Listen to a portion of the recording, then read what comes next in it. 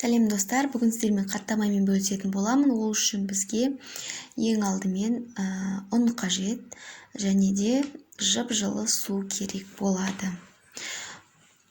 Суымызға тұзды салып, жақсылап араластырып аламыз.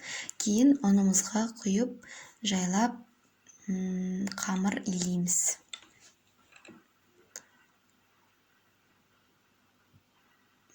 Қамырымыз жұмсақ болу керек, қатты болмау қажет.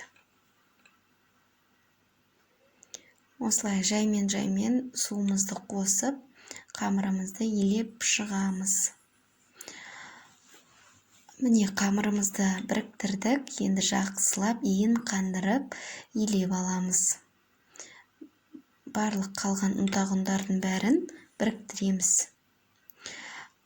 Қамырымыз жақсы болса, тез қаттамамызда жақсы шығады. Өте жұмсақ болу керек, жақсылап 10-15 минуттай илеп аламыз. Жақсылап илеп, менде 3 қаттама жасайтын болам.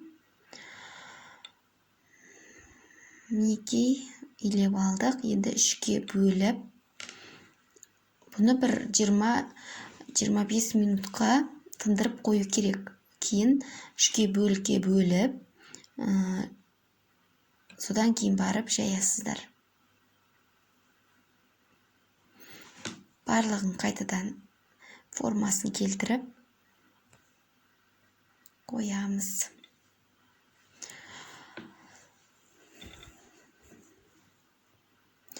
Қалғанын қайта тындырып қойға қоямыз, біреуін жайып бастаймыз.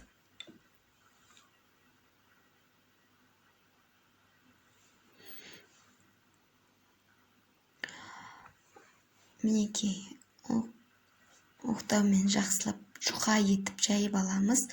Жұқа болу маңызды, қалыңдау болмау керек.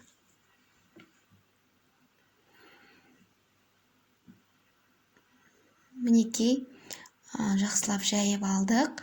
Мен ішіне майына үш майды турап, май шығады ғой. Не деп атайтын еді? Құйрық май емес.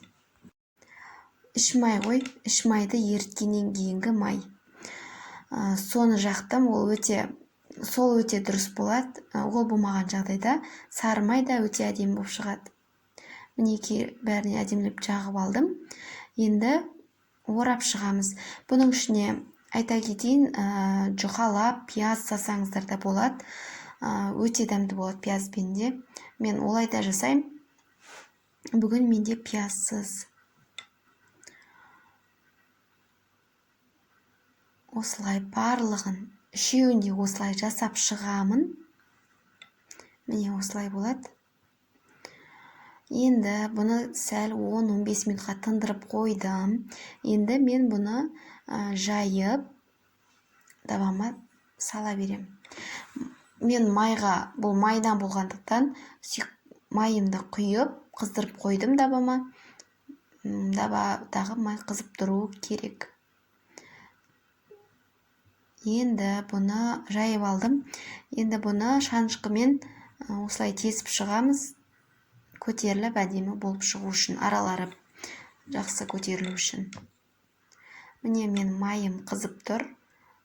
Салып бетін жауып қоямыз.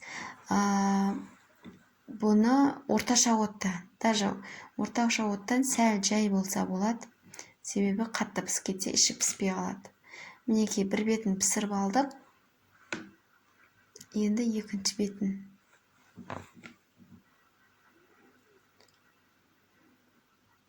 Басында қатты болады, ол суығаннан кейін өте жұмсақ болып шығады. Оған қатты мән бермеңіздер.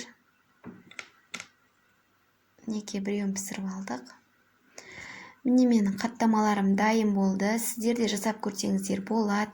Сіздерге қазір біреуін турап көрсетейін. Өте жұмсақ. Осылай қатпарлы болып шығады. менімен бірге осы видеоны соңына дейін қарап, менің видеомды жасауға кеңес беремін. Менің рецептімен жасап көруге кеңес беремін. Өте қарапайым рецепт. Маған подписаться кнопкасын басып қоюды ұмытпаңыздар.